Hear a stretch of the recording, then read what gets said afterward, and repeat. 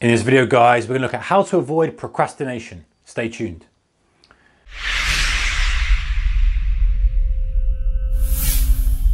Hey traders, a warm welcome to you. Okay, so how to avoid procrastination. I was going to use a bad joke in here, but I won't. Let's get to the video. Right, so procrastination from a trading perspective. Okay, that means probably I'm not journaling, I'm not doing my market research, I'm not doing anything. However, you seem to probably have the energy to come to the screen when the market's open, right?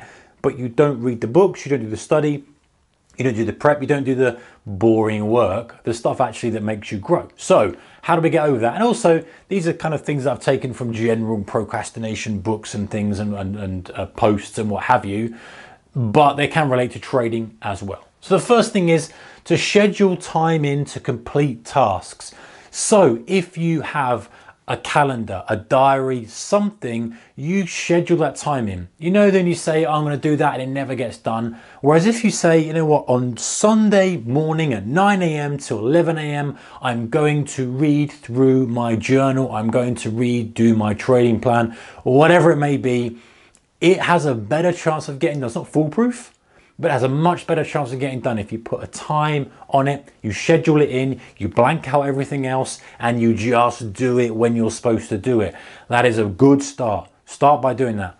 Number two, work in short bursts. It's the Pomodoro Technique. I believe you work in 25-minute bursts and then you give yourself a 5 or 10-minute rest. 25 minutes, 5 or 10 minutes rest. There's different ideas on it, but the idea is that you work flat out, zero distractions, hardcore, fully focused for that time. Now, for you, it might be stretched. I quite like doing hour-and-a-half bursts. I feel I can really hammer stuff out in hour and a half and give myself a longer break period, and then an hour and a half, a longer break period. But do whatever works for you. 25 minutes of solid work is very, very effective often.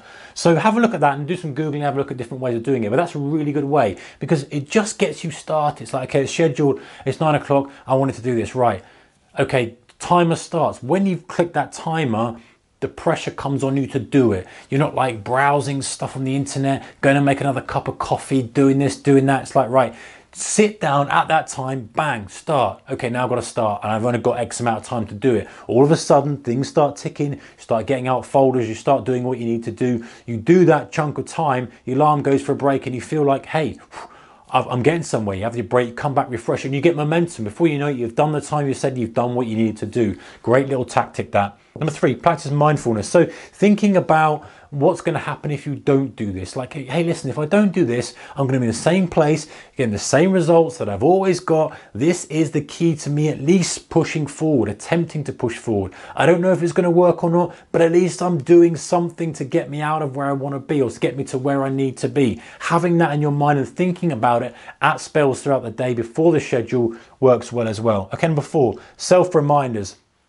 So set alarms on your phone, set stuff on your watch. You've got an Apple Watch. Have your husband or wife or whatever it may be say, remind you, have something, post-it notes dotted around just to get you to take action. The key with the procrastination, guys, is that it's getting just started is the thing. So you've got to do whatever you can do just to get down at your desk and start that timer. If you're using that Pomodoro technique or a similar thing, just doing that, whatever it needs to trigger you to do that is going to help. And then we've got a shift in environment. This is a really, really good one. If you've got an office or you've got home, you've got both, you've got ways you can shift stuff. You can go to the office. If you haven't got an office, you can do it at home. Shift the environment. So if you're struggling to do something, get in the car, drive to a cafe, drive to a Starbucks, a Costa if you're in the UK, a cafe near, whatever the place is for you, the library. Most cities have libraries, or big cities have libraries. In the UK they do anyway, or a lot of them have shut down recently, but that's by the by. But cities have libraries, you can go in, you can use them, you can sit there at a desk, you don't have distractions, and some of the rooms are completely quiet, so you have to have your phone on silent. You're just focused on getting the job done. Sometimes that's all you need. Sometimes all you need is a shift in environment to pivot yourself and force you to start the process and get everything done. So try that, guys. Schedule the time in so it gets done, because nothing scheduled in never gets done. Try working in short bursts. Try to practice mindfulness about thinking about the pleasure of doing it and the pain of not doing it. Self-reminders, whether that's post-it notes, alarms, what have you. And finally, a shift in environment. If you just can't get going, then just drive, walk somewhere, get into a new place, sit yourself down and say, right, I'm here now, I'm just gonna do it. Then it becomes easier to get stuff done. Anyway, guys, avoiding that procrastination. Try that, see how you get on. Take care, bye-bye.